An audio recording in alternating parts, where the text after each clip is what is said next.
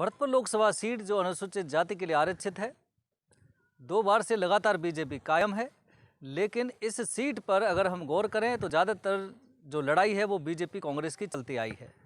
लेकिन इस बार जो लोकसभा चुनाव होने जा रहे हैं उसमें बीजेपी कांग्रेस की टक्कर तो रहेगी, लेकिन मामला त्रिकोणीय बन सकता है, क्योंकि बयाना से निर्दलीय विधायक ऋतु बनावत ने भी ऐलान कर दिया है कि मैं भी लोकसभा चुनाव लड़ूंगी। हालांकि ऋतु बनावत जो थी वो पहले बीजेपी में थी और लेकिन उनको टिकट नहीं दिया, बागी हो गई, चुनाव लड़ा, निर्दलीय लड़ा और बयाना विधानसभा से वो चुनाव जीत गई। चुनाव भी हल्का नहीं जीती, करीब 30,000 ज़्यादा मतों से वह निर्दलीय चुनाव जीती थी। ऋतु बनावत एक पढ़ी लिखी महिला हैं, डॉक्टरेट उन्होंने कर रखी है। उनके पति जिलाध्यक्ष भी रहे थे बीजेपी के, अच्छी पढ़ी लिखी हैं। विधानसभा में कई मुद्दे भी उठाती रही हैं। भरतपुर से संबंधित जाट आरक्षण मामला था, उसको भी उन्होंने विधानसभा में उठाया था, पीएम को चिट्ठी भी लिखी थी। तो पढ़ी लिखी महिला हैं और पढ़ी लिखी महिला होने के नाते भरतपुर में काफ़ी लोकप्रिय हैं, सुर्खियों में रहती हैं, मुद्दे उठाती हैं। और लेकिन अब उन्होंने लोकसभा चुनाव लड़ने का जब ऐलान कर दिया है तो फिर मामला त्रिकोणीय बन जाता है और सभी जगह इस बात की चर्चा हो रही है। अगर ऋतु बनावत चुनाव लड़ती है तो मुकाबला त्रिकोणीय होगा, लेकिन नुकसान किसको होगा?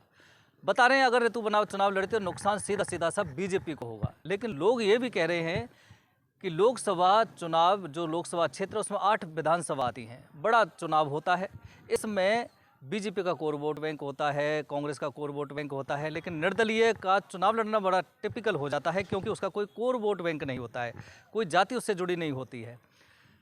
इसलिए लोग कह रहे हैं कि अगर बीजेपी ने तो अपना प्रत्याशी रामस्वरूप कोहली को घोषित कर दिया है, लेकिन लोग कह रहे हैं कि अगर ऋतु बनावत कांग्रेस से टिकट ले आती है तो फिर बहुत मजबूती के साथ चुनाव लड़ सकती हैं, टक्कर हो सकती है। लेकिन फिलहाल तो ये भी कहा जा रहा है कि ऋतु बनावत बयाना की हैं, सांसद रंजीत अकोली बीजेपी की जो वो भी बयाना की हैं। काफ़ी समय से ऋतु बनावत के मन में एक टीस चल रही थी कि भरतपुर का विकास नहीं हो पाया, एनसीआर में आ गया लेकिन कोई फायदा नहीं हुआ है, इसलिए एनसीआर से हटाया जाए। तो तमाम जो मुद्दे हैं भरतपुर ज़िले के, उन मुद्दों को बार बार उठाती रही हैं। उनके मन में एक टीस है कि भरतपुर ज़िले के जो मुद्दे हैं उनको सही तरीके से यहाँ के सांसद अभी तक लोकसभा में नहीं रख पाए हैं। अगर रख पाते तो ये इन मुद्दों का समाधान हो सकता था। तो इसलिए अब देखना ये होगा कि ऋतु बनावत निर्दलीय चुनाव लड़ती हैं लोकसभा का, या फिर कांग्रेस की टिकट पर लड़ती हैं, या फिर किसी अन्य पार्टी की टिकट पर लड़ती हैं। अगर निर्दलीय लड़ती हैं तो फिर बीजेपी को कितना नुकसान होता है, कांग्रेस को कितना फ़ायदा होता है। लेकिन फिलहाल ये कहा जा सकता है कि टक्कर कांग्रेस बीजेपी की काफ़ी मजबूत यहाँ बताई जा रही है, वो हल्का आसान नहीं है। बीजेपी की मोदी लहर है जिस तरह से 2 बार से चली है, लेकिन लोग कह रहे हैं कि इस बार परिवर्तन हो सकता है भरतपुर लोकसभा सीट पर, सभी का फोकस भी है। लेकिन मामला अगर त्रिकोणीय मुकाबला होता है तो फिर मायने क्या होते, परिणाम क्या होता है, ये देखने वाली बात होगी।